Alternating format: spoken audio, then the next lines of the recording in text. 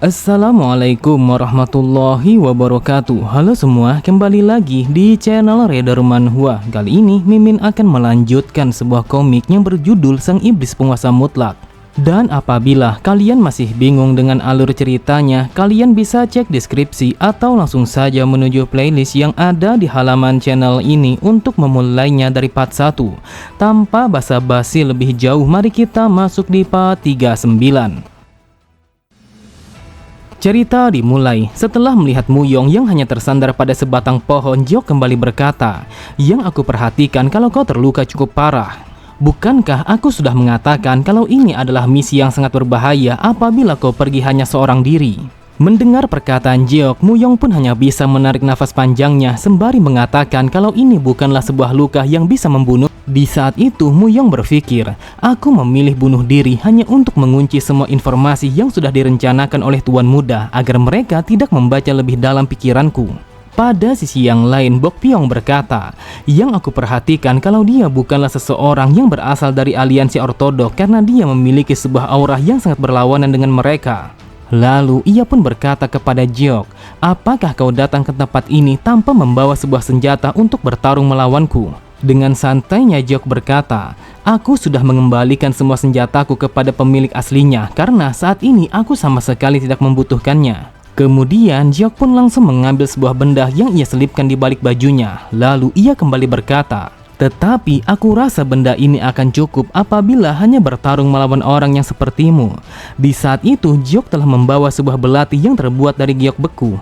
Melihat Jiok yang membawa belati itu, Muyong bergumam, "Aku tidak menyangka kalau Tuan Muda hanya membawa belati untuk datang ke tempat ini. Yang aku tahu itu adalah sebuah belati giok beku yang ia hadiahkan kepada Nona Caryon ketika dia ingin mengambil baju besi di pasar gelap. Aku yakin kalau ini adalah salah satu dari artefak ilahi. Tetapi Tuan Muda harus berhati-hati karena Bok Piong bukanlah seorang lawan yang bisa dipandang sebelah mata. Dia adalah seseorang yang dijuluki Sang Cakar Hitam karena dia memiliki sepasang senjata yang sangat mematikan." Kemudian Jiok pun langsung memutar belati itu karena dia akan bersiap untuk bertarung melawannya. Di saat itu sangat jelas terlihat kalau Jiok sama sekali tidak ragu untuk bertarung melawannya karena Jiok akan membalas perbuatan Bok Piong yang sudah membuat Muyong menjadi sekarat. Terlihat Bok Piong hanya tersenyum meskipun ia merasakan kalau Jiok telah menganggap remeh dirinya. Tanpa pikir panjang, ia pun langsung berlari dengan sangat cepat untuk melancarkan serangan pertamanya kepada Jiok. Ia berkata, "Mari kita lihat apakah benda itu akan cukup untuk melawanku ataukah tidak." Akan tetapi Bok Piong sangat tak terkejut ketika serangan cakar tajamnya langsung berhenti begitu saja ketika beradu dengan belati Jiok. Bahkan Bok Piong tidak percaya kalau Jiok sama sekali tidak bergerak meskipun ia mendorongnya dengan segenap kemampuannya. Karena ia menyadari kalau Jiok hanya menggunakan satu senjata, ia pun langsung mengambil kesempatan itu untuk menyerang tulang rusuk Jiok dengan menggunakan tangan kirinya. Akan tetapi dengan sangat cepat Jiok langsung melompat ke arah atas untuk menghindari serangan itu. Jiok menyadari setiap gerakan yang dilancarkan oleh Bok Piong sudah pasti akan mengarah pada titik butanya. Lalu Jiok pun langsung memutar pergerakannya untuk melancarkan serangan balik. Namun Bok Piong langsung menundukkan kepalanya karena ia merasakan kalau Jiok akan mengincar batang lehernya. Kemudian Bok Piong kembali melancarkan serangannya secara bertubi-tubi kepada Jiok. Sambil berteriak ia berkata, "Dasar bajingan, apakah kau berpikir hanya dengan seperti itu kau akan bisa mengalahkanku?" Jiok berkata, "Biasanya pengawalku sama sekali tidak pernah memanggilku ketika dia sedang mengerjakan sebuah misi terkecuali sesuatu yang serius. Tetapi setelah aku melihatmu secara langsung, aku pun memahami mengapa dia memanggilku untuk datang ke tempat ini. Jujur saja kemampuan yang kau miliki cukuplah hebat sampai-sampai kau mampu mengalahkan pengawalku sehingga ia mengalami sebuah luka yang cukup parah." Sambil tertawa Bok Piong berkata, "Hal ini sangatlah lucu. Siapa yang menyangka kalau manusia lemah itu adalah seorang pengawal? Lihatlah kebodohanmu. Seharusnya kau memilih seorang pengawal yang sangat kuat sehingga kau tidak perlu mengotori tanganmu sendiri di dalam pertarungan." Terlihat Jiok langsung menatapnya dengan tatapan mata yang sangat tajam setelah mendengarnya yang menghina Muyong. Tanpa pikir panjang sedikit pun, Jiok langsung mengayunkan belatinya untuk membelah salah satu mata Bok Piong sehingga wajahnya langsung bersimbah dengan darah. Seketika itu juga Bok Piong langsung berteriak kesakitan karena ia merasakan rasa sakit yang sangatlah luar biasa pada mata kanannya. Pada sisi yang lain, Butterfly ke-14 sangatlah terkejut. Ia tidak menyangka setelah melihat Bok Pyong yang mendapatkan luka fatal pada mata kanannya. Namun beda halnya dengan Muyong. Di saat itu ia mengetahui kalau ini sudah menjadi kemenangan Jiok ketika mereka baru saja memulai pertarungan. Bahkan tidak hanya sampai di situ saja, ketika Bok Pyong ingin melakukan serangan balik lagi dan lagi, Jiok pun langsung mengiris tubuh Bok Pyong dengan menggunakan belatinya. Sambil menahan rasa sakitnya, Bok Pyong berkata, "Dasar bajingan, berani sekali kau bermain kotor seperti ini layaknya seekor tikus." Akan tetapi, Bok Pyong kembali berteriak kesakitan setelah Jiok yang melancarkan serangannya secara bertubi-tubi. Bahkan tidak hanya melukai semua tubuhnya saja, akan tetapi Jiok juga langsung menusukkan belatinya yang mendarat di mata kirinya. Di saat itu, Bok Pyong sama sekali tidak menyangka kalau kedua matanya telah buta setelah terkena serangan Jiok.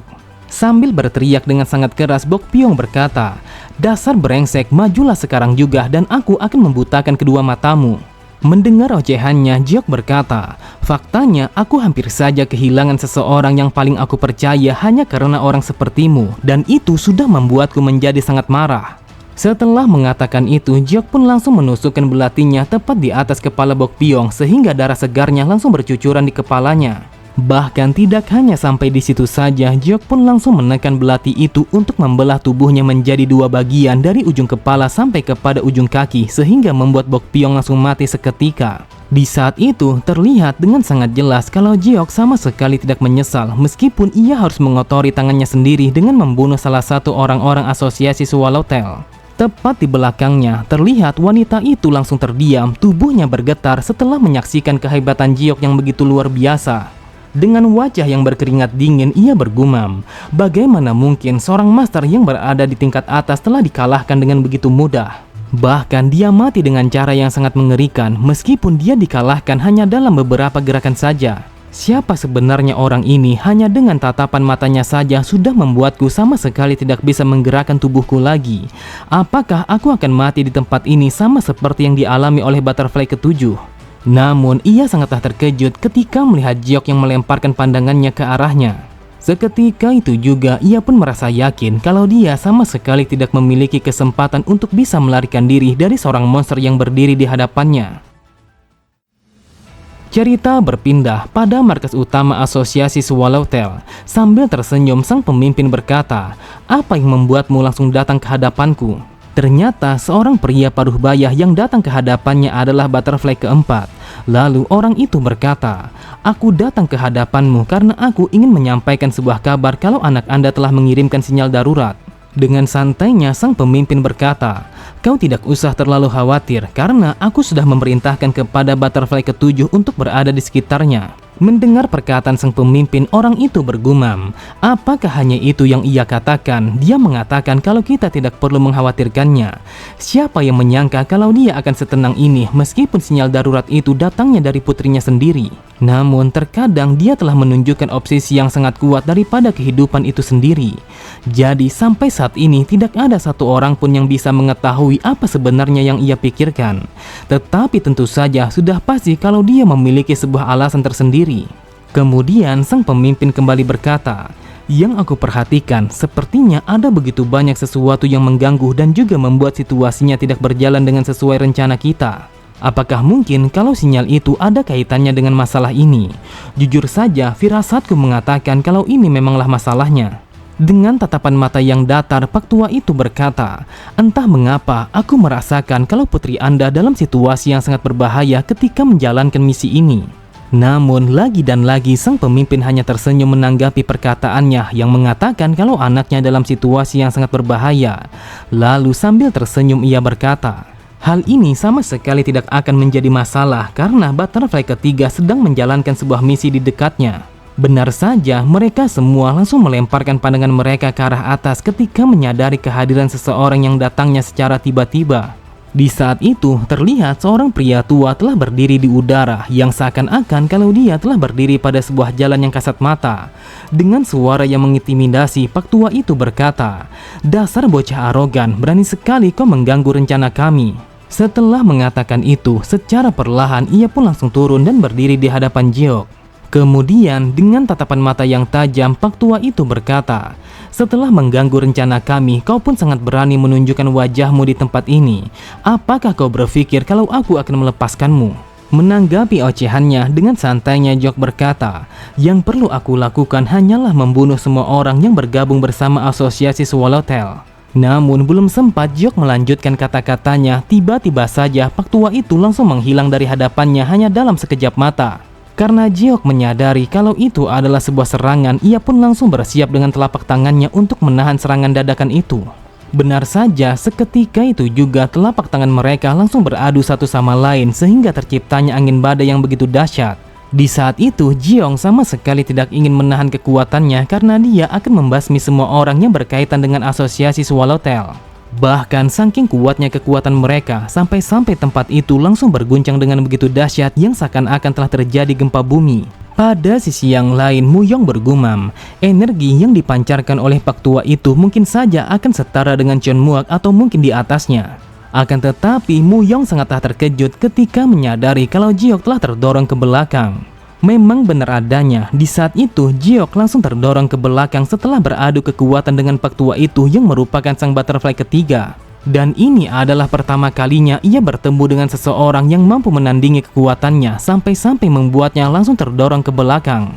Dengan angkuhnya, Pak Tua itu berkata, "Apakah kau berpikir hanya dengan kekuatan yang seperti itu kau akan bisa mengalahkanku? Dengarkan aku baik-baik, meskipun kau berusaha melakukannya dengan menggunakan segenap kekuatanmu, namun hal itu hanyalah sia-sia karena kau tidak akan bisa menggores luka di tubuhku meskipun hanya sedikit." Mendengar ocehannya, Jok berkata, "Apakah kau berpikir kalau kekuatanku hanya segini saja?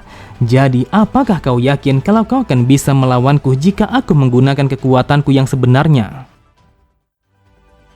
Oke semua, cukup sampai di sini dulu pembahasan alur cerita kita. Sampai jumpa di video selanjutnya. Wassalamualaikum warahmatullahi wabarakatuh.